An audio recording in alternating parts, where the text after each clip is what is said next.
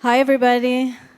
Okay, let me just ask you first, how many people here in the room are seriously considering a career that has something to do with impacting communities? Just want to get a sense of, are you here by force or are you really interested? All right. How many people here, they want to do a career that's not related to impacting communities, but they may want to do that voluntarily on the side, like charity, sustainability, stuff like that? How many people here are here by force and don't want to hear this presentation? Just to make sure.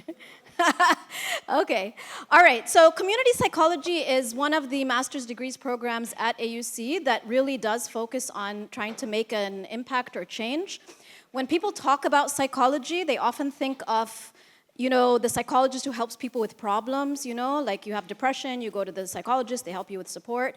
And I think a lot of people don't realize that psychology actually is more like engineering, how engineering has mechanical, petroleum, computer, architectural, there's different fields. Psychology is the same, and the fields are very different, they're very separate. They're taught in different universities with different departments, with different theories, with different professors, so they're very distinct. Some of the psychology fields are more applied, like engineering psychology, environmental psychology, counseling, etc. Some are more research-oriented, like social developmental. At AUC, we have two master's degrees, one in counseling psychology, so that's what people often think of, and we also have one in community psychology. Community psychology is an applied field, meaning that the aim is not just to research for the sake of research or to understand, but to actually make a change. So when we talk about community psychology, when we say what is it about, it is a type of psychology that does care about ensuring the well-being of people, their families, communities. So the goal is always the well-being. But that's being done through more transformative change, so changing the systems, the structures, the cultures, the factors that impact people so that they end up having the problems that they have where they're not experiencing well-being. Community psychology is differing from other types of psychologies that focus on the individual by focusing on what's around the individual. So groups, teams, organizations, the neighborhood, and then maybe even public policy. So you're trying to make the change at the other levels, so they will often work with organizations or policy. And the field is a methodology field, and that's very different from pretty much any other field you can think of, where it's content-oriented, like if you're going to be a counselor, you need to know what is depression, anxiety, bipolar disorder. Community psychology, you can use it because you want to convince people to wear seatbelts, or because you want to work on poverty, or because you want to work on depression. It doesn't matter what the topic is, as long as you're caring about supporting the well-being of communities, particularly communities that are more marginalized or don't have as much privilege as other communities. So just to give you a sense of the types of projects or topics that our students have focused on, to give you a breadth, we have, and our master's degree is quite flexible, so people can pick what they're looking at. We have some people who are focusing on how to support certain populations, like people with disabilities, people in alternative care, mothers of children with cancer, refugees. So how can we support these communities more effectively, design programs that will address the issues that they face? We have other types of community psychology. We have other community psychologists who focus on capacity building, and actually we're missing a lot of the slides. The slide's not full. Is there a way, where did Iman go? Yeah, it's cutting off the bottom of the slide. But we have people working on capacity building, like parenting. How can we support parents to know how to work with their children better? Or how do we support community leaders? So how do we build up people working in the community settings, like social workers or people working in NGOs and they're facing a lot of stress, for example. So by capacity building, I'm talking here about capacity building of the people or the workforce, So designing curricula or programs to support them. We also have people who focus on particular issues, like we want to find solutions for preventing pneumonia or addressing childhood cancer or obesity. How do we address poverty or housing issues or unemployment? How do we address animal abuse or addiction? So they pick a particular topic they're passionate about and they try to come up with programs or interventions to address that. Other people doing community psychology want to emphasize or specialize in the method itself. So monitoring and evaluation specialists. A lot of organizations need ME specialists. That's a job, so they specialize in that. Or how to develop community coalitions or something like that. And we also have community psychologists in our program who have focused on developing curriculum building. So how do we design social and emotional learning programs and integrate it in the schools? Or how do we design service learning programs in the universities? And again, I'm sorry that the slides are not showing all of the things, but at the end you'll have a QR code where you can sign up to get more information, and I'll send you the whole PowerPoint. Okay, so people are interested in these things. Well, what do you do with them? Like, what is the actual intervention? So what do we teach in our master's degree? And our courses basically take people along the cycle of, first, how do we assess or assess the needs and also the resources or strengths or assets of that community or that issue in order to come up with recommendations for how to develop better programs. Like, for example, we just had a student who did her master's thesis to assess the needs for services and supports for family caregivers if someone in the family is suicidal.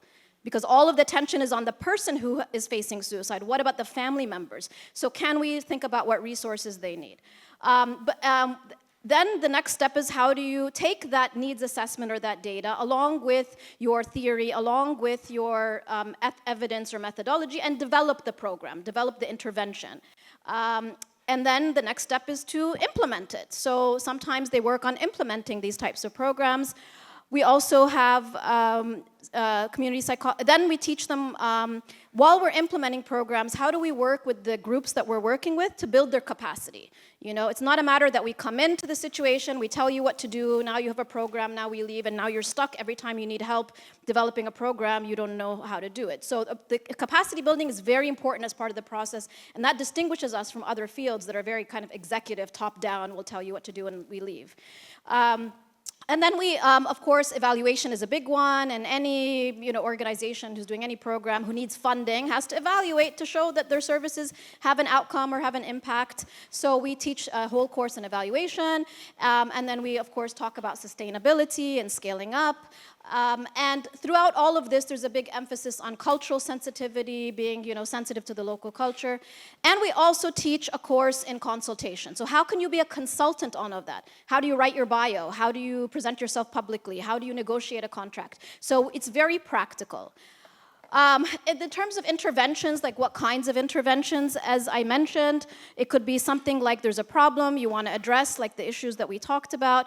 We have a very big emphasis on prevention, so how do you prevent addiction rather than treating somebody after you're using drugs. We also do community organizing, curriculum development, coalition building, like what's the science and the art of bringing organizations together as a coalition, and there's a formal methodology for that, as well as public policy and advocacy. So those are the kinds of things that they're doing. Now, some of you might be listening to this and you're like, but wait, we have other degrees at AUC, master's degrees, where they work with,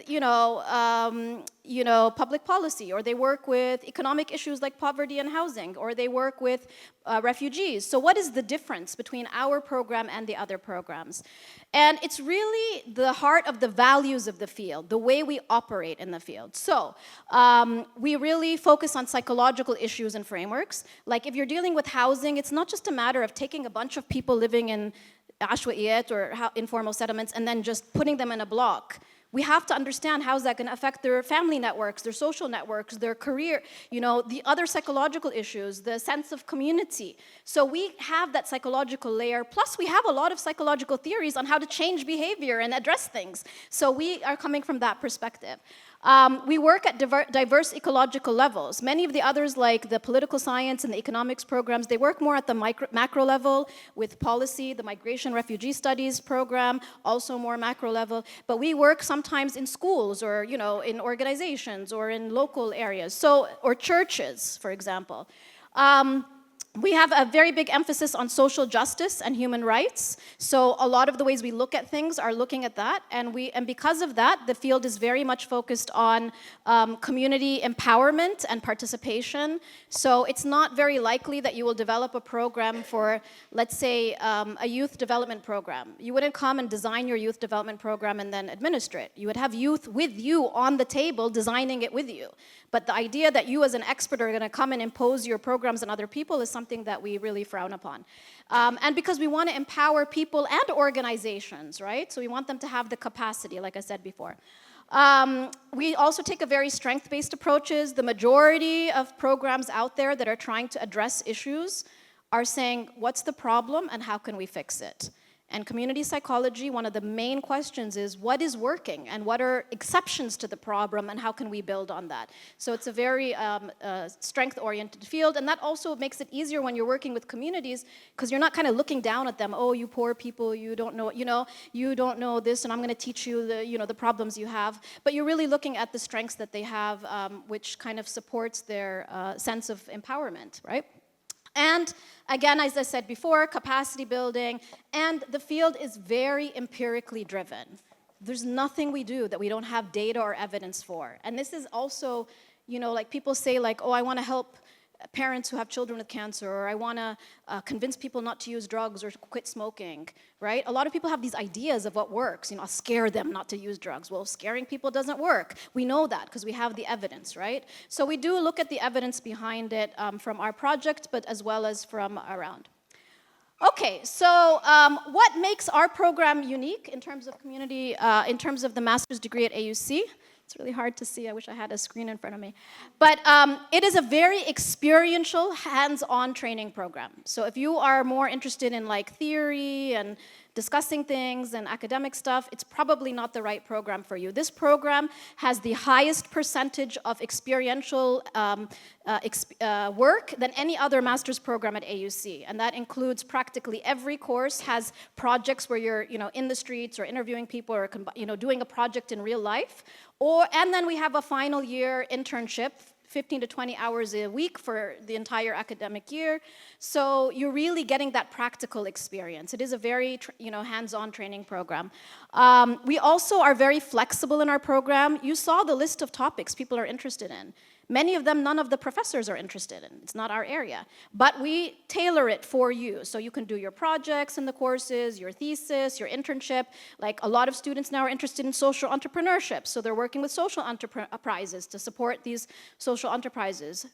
So this has become an area of specialization for those students. We also give a lot of attention to the students' individual careers. Like we have a lot of mentorship in our program.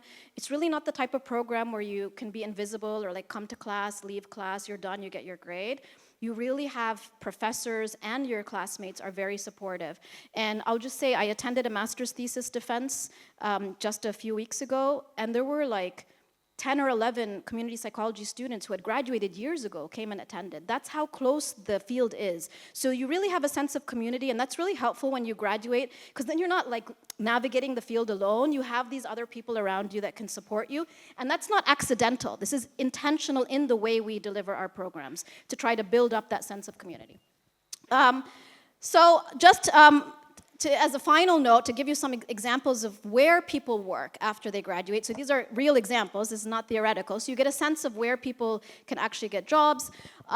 We do have a lot of people working in nonprofit associations that are local, like Anshan Kibeledi, Sanad, Basira. These are places where people have started to work or gotten work through our program or after our program. Some people decided to work more in international nonprofits like Plan International, CARE, Médecins du Monde. International Red Cross is actually that's outside of Egypt. I'm trying to focus here on the Egyptian ones, but a lot of our students are not Egyptian or they have left Egypt, so they're working in other places. The UN agencies, UNICEF is a big one, the World Health Organization, of course, the World Food Program, the International Organization for Migration, also places where some people have decided to build their career in that track. Foundations like Misr Khair and Drosos. Also some of the nonprofits or other types of foundations or organizations that are supported by the church, like Caritas or Stars for Refugees or Coptic Orphans is also a big one. We also have people working in social enterprises. This has become a big, this has really taken off in recent years, and many of our students and faculty are specialized in this area. Then we have corporates. People say like, well, I want to have a job in corporate, or I've been working in a bank, but now I want to transfer the corporate social responsibility arm of the bank. Or I'm working at, so we have students who are in petroleum companies, who, people working now in even development, like Mountain View, Sawiris Foundation. So they're working in the social development or charity arm or corporate responsibility arm of those, big organizations. Some people working in finance areas like microfinancing. We do have students who are working in the government or who have had jobs in the government, and also foreign government agencies like GIZ or Fulbright. And we also have people who are more interested in the research aspect or the data collection side, working in social research centers. Some of them are like national research centers, and then I put on the screen some examples of centers here in Egypt, and that would, at AUC, that would include the Social Research Center, the Gerhardt Center, RISE, and stuff like that. Now, we have had a couple of people who said, like, even though our program is very practice-oriented, so, it's not really targeting people who want to become professors in the future, we have had people who want to become professors. So we've had maybe 5 or 6 people who have done doctorates. A couple of them are teaching now in universities in England and in the Emirates. So we do have people who have gone the academic route, which is good for us, because maybe we'll hire them later if they come back to Egypt. And then some people are working in schools and universities, focusing on, again, the community aspect, like they're the coordinator of service learning or civic engagement or something like that at that school or at that university. We also have a very big group of people who want to do independent consulting. They don't want to work for an organization. They want to be a consultant to consult for all of the organizations that I talked about. So they can work as an independent consultant, or they establish their own consulting firm. So that's like a company that does consultation. And some people are specialized in something in particular, like monitoring and evaluation or child protection, things like that. So that's the consultation part. And that's, so if you have that personality where you're like, I don't want to work for anybody, I want to be able to have the freedom and deal with the, the excitement and the stress of, making my own contracts with other people and, not knowing whether I'm going to have a salary tomorrow if I don't make a contract, just to give you the, let's be honest here, you can go into consultation. And then some people don't want to work within these formal structures at all, and that's also something that's kind of like, gives it the flavor of community psychology. So they're working on trying to make community change, but from the outside. So through awareness or advocacy, this could be done through like somebody we have who's graduated who's does documentary filmmaking or works on magazines that focus on like parenting or family kind of issues and trying to get out the, the information that's accurate to the community. So those are the things. And then, of course, political advocacy, but those people don't last too long here in Egypt. I won't tell you why. And then, coalition building. And then finally, so that's just a general idea of the kind of the field and what we do and what we teach. Again, it's a very flexible program, but it is very structured, and you do get a very clear package of training, theoretical, practical, and empirical in terms of methodology skills. We are one of the few master's degrees at AUC that has entire coursework on methodology, which helps because in the other master's degrees, they learn the content, the knowledge, and then they come to the master's thesis and they're like, I don't know how to design a survey. I don't know how to do interviews, or how do I analyze interviews? Like, where's the training on that? So they come and take our courses, our methodology courses, because they're open to other majors as well. So, but that's another aspect as well, that the field is very, like our program is very comprehensive, so you're not gonna feel like you're missing anything.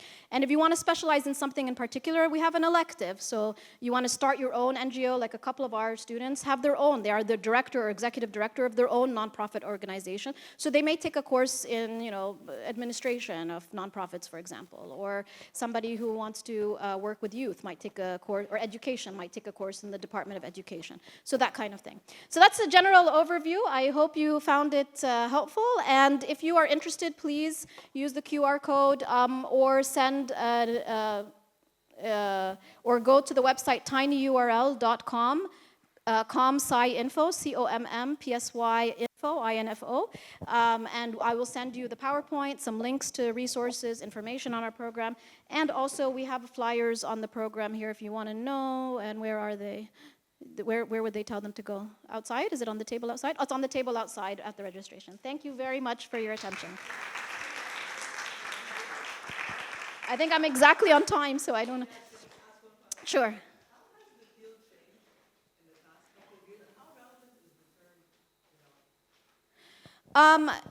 I will tell you that, I'll tell you about community psychology. When we started off, a lot of the people were interested in poverty, employment issues, and things like that.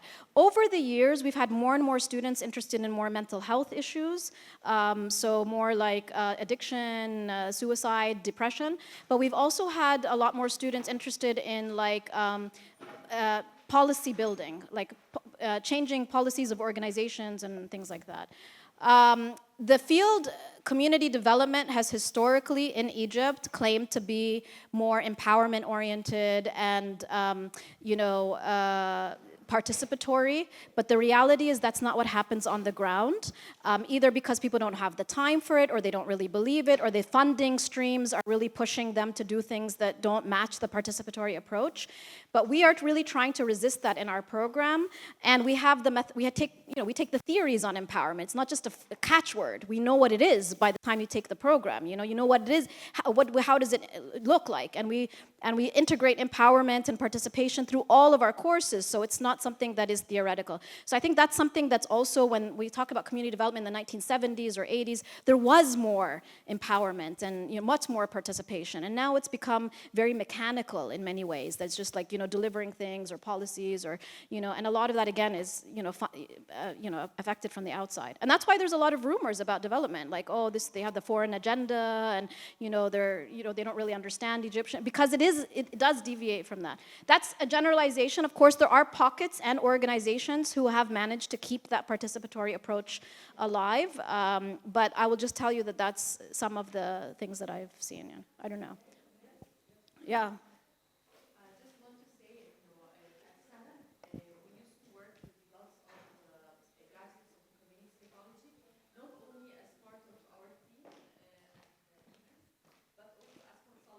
Hmm.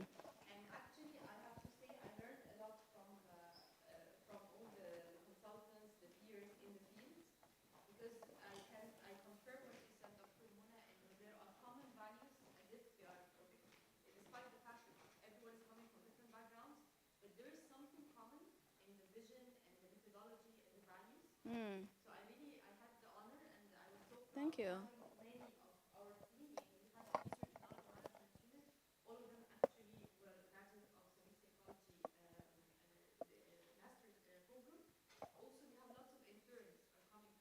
That's true. That's true.